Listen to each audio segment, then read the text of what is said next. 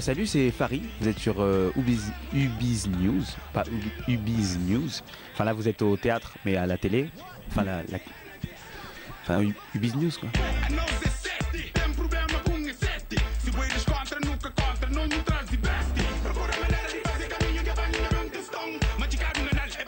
Et je suis humoriste. Enfin, j'essaie de faire rire les gens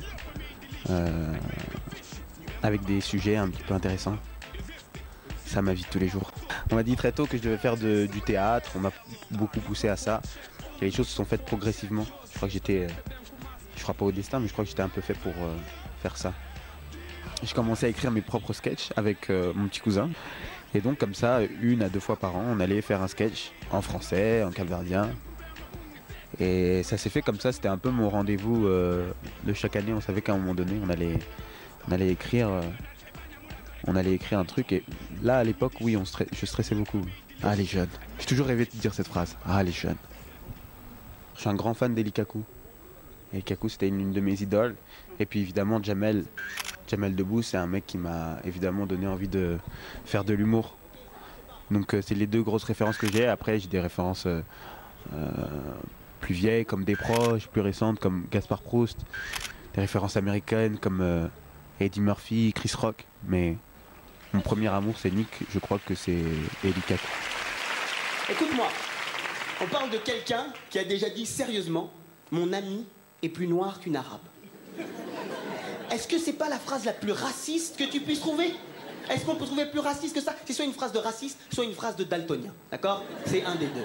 C'est-à-dire que Nadine Morano, si elle dit la phrase « J'aime pas les noirs », ça englobe les noirs, les arabes et sûrement Cyril Hanouna. Et là, il faut faire attention, Nadine, parce que ça devient antisémite. Et ça, c'est pas... Mon ami est plus noir qu'une arabe. Et elle dit ça pour se justifier qu'elle n'est pas raciste. Être sur scène, pour moi, c'est avant tout être un artiste. Donc, tu sais, quand tu vas au bout de ton art et de de la pratique que tu as, comme dans la musique, comme dans l'art, et bah tu es forcément un penseur. Tu reflètes forcément un aspect de la société. Et par cet aspect, tu voues forcément, enfin tu tends forcément à te connaître un peu toi, à connaître un peu qui tu es. Tu vois, Bob Marley, pourquoi il a autant touché les gens, c'est parce qu'il faisait pas que de la musique. T'es habité par quelque chose, t'es un artiste, au-delà de tout. Tu connais pas tes questions dans ta tête. Je rigole. Le spectacle, on l'a bien travaillé avant cette mise en lumière, du coup, tu vois, il y a ce qu'on appelle le bouche à oreille qui a plutôt bien fonctionné. Après, c'est des choses qui s'expliquent pas, ce serait un peu triste de pouvoir l'expliquer. Il y a un peu de magie qui s'est créée autour du spectacle. Il n'y a pas d'endroit où je me sens mieux que sur scène, où je me sens plus à l'aise que sur scène. Donc tu vois, je peux pas... J'attends que ça en fait quand il y a la première partie. J'ai hâte que... Pas hâte que ça se finisse parce que je suis toujours en train de les regarder quand c'est pas sur scène, mais j'ai toujours hâte d'arriver sur scène. Mon meilleur souvenir, je crois que ce que je dis souvent, c'est que ça devait être en Belgique. C'est quand je travaillais le sketch du legging. Et je l'ai fait là-bas au Cirque Royal, c'est une salle de 2000 personnes, c'est un truc en arc de cercle comme ça. Et c'était un moment assez exceptionnel. C'est un jour où je me suis dit que vraiment il allait se passer quelque chose que je voulais pas faire. Je le savais déjà, mais ça confirmait encore un peu plus que je voulais pas faire autre chose de ma vie. Et le pire, c'était en Algérie. C'était à Oran. C'était avec la tournée du Jamel Comedy Club. Et je crois que les gens n'étaient pas prêts encore à ça. Et moi, je me considère, ou en tout cas, j'essaie de tendre vers quelque chose de différent, vers quelque chose d'original, de peut-être nouveau. Et donc, c'est dire que peut-être la nouvelle tendance, c'est d'être différent.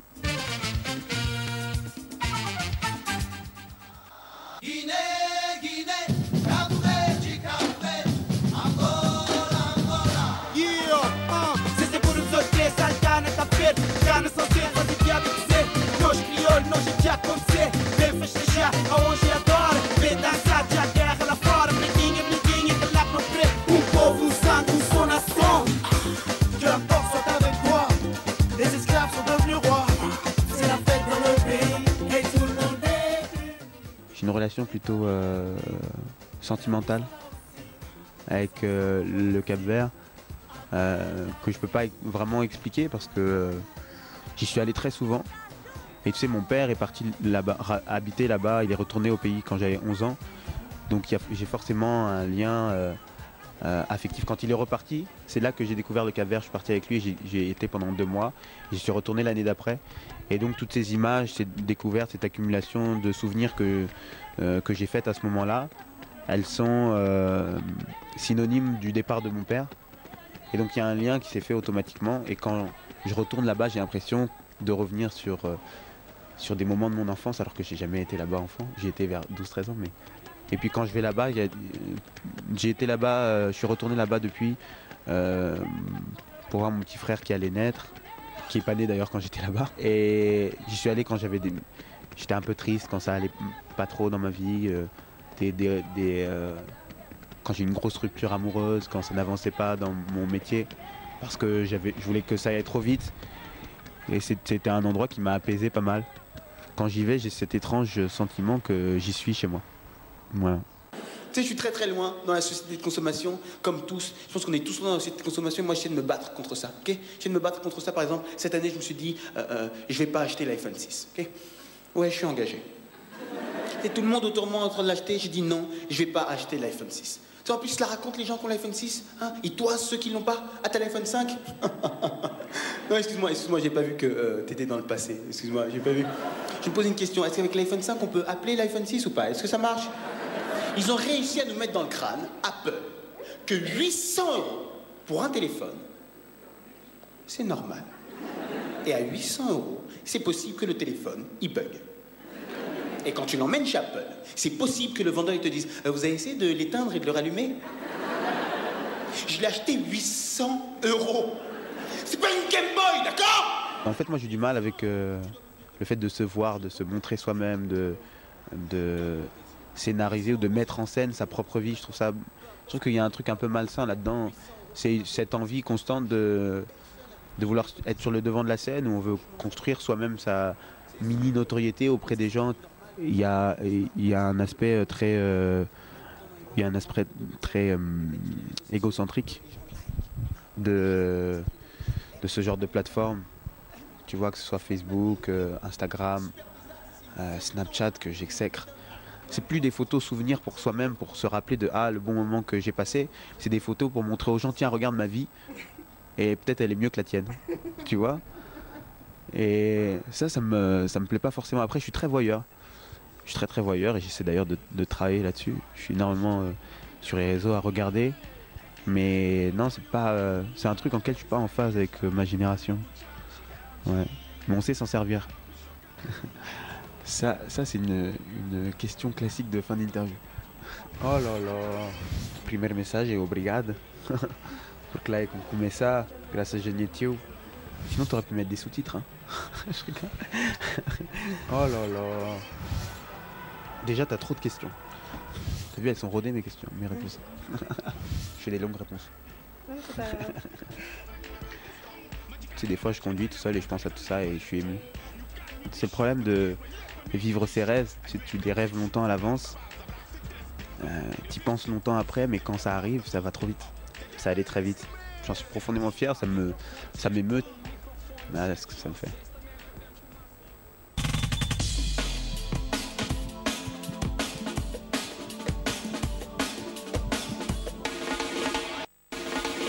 Loin des images stéréotypées des magazines, loin des beautés classiques qui défilent sur les podiums, il existe des femmes dont la beauté dépasse la définition.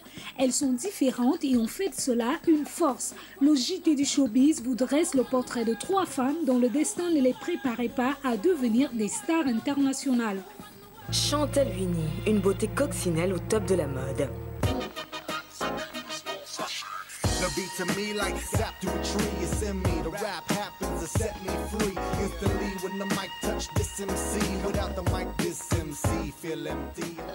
À 21 ans, Chantal Huni, qui mesure 1m75, est devenue l'une des vedettes des réseaux sociaux en apprivoisant ses taches de vitiligo. Ce jeune mannequin d'origine canadienne compte plus d'1 million d'abonnés sur les réseaux sociaux. Son joli visage maculé d'une vingtaine de taches blanches sur sa peau noire ne l'ont pas empêché de signer un contrat avec un empire de prêt-à-porter.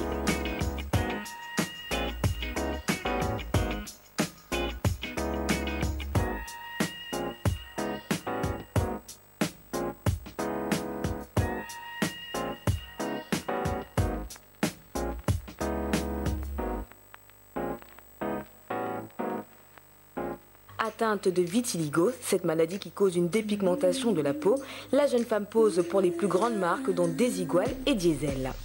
Chantel se choisit une bonne fée, l'ex-top californienne Tyra Banks, devenue animatrice télé, qu'elle apostrophe sur Internet. L'année de ses 19 ans, la jeune fille reçoit le coup de téléphone qui va changer sa vie. Les producteurs de l'émission American Next Top Model veulent la rencontrer.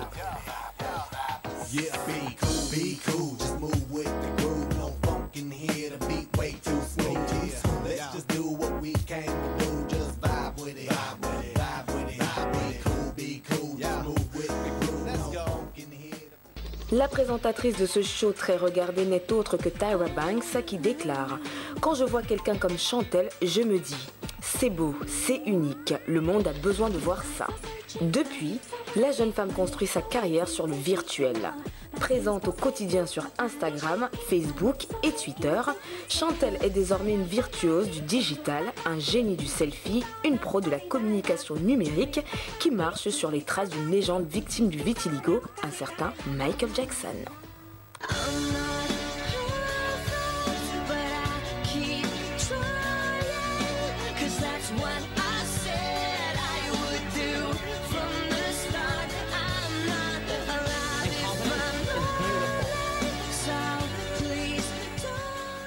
Madeleine Stuart, le mannequin atteint du syndrome de Down.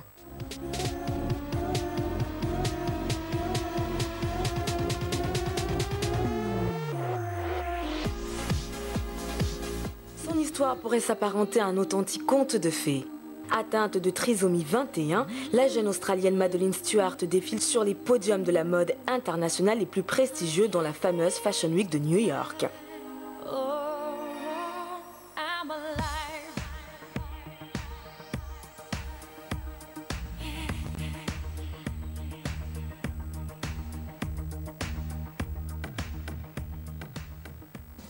La demoiselle s'était illustrée avec la publication de photographies sur son compte Facebook.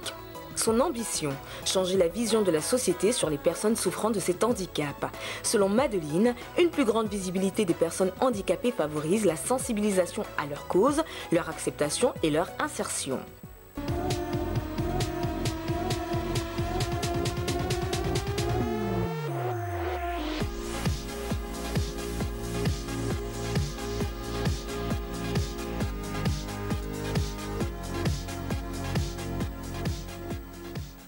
La jeune femme est tellement déterminée qu'elle a changé radicalement son mode de vie par la pratique du sport 6 jours par semaine, cricket, gymnastique, basketball, natation ou danse. Sa motivation fait des émules. La marque Ever Maya vend des sacs à main fabriqués au Guatemala, reverse 5% des bénéfices à des associations guatémaltèques et a créé une ligne au nom de l'Australienne après que ses fans ont massivement voté pour elle sur Internet. Son histoire a par ailleurs été relayée dans de nombreux médias à travers le monde, des États-Unis jusqu'en France, en passant par le Danemark.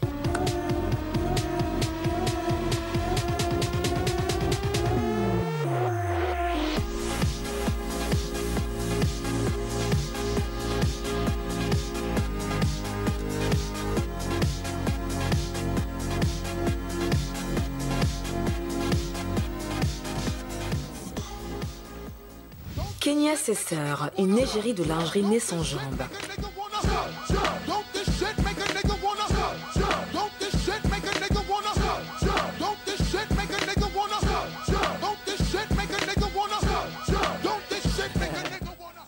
Kenya est une jeune femme pleine de vie, animatrice de sport et de skate qui est devenue mannequin pour lingerie féminine.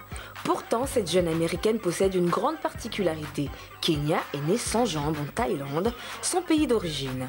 Abandonnée par ses parents devant un temple bouddhiste, Kenya est adoptée à l'âge de 5 ans par un couple américain qui l'emmène vivre à Portland.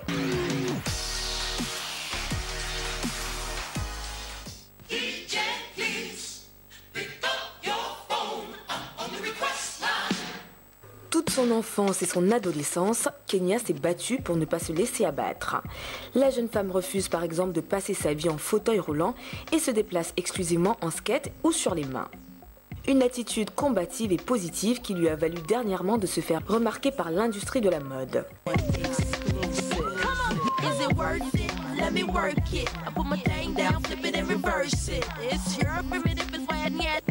It's your primitive is when yet.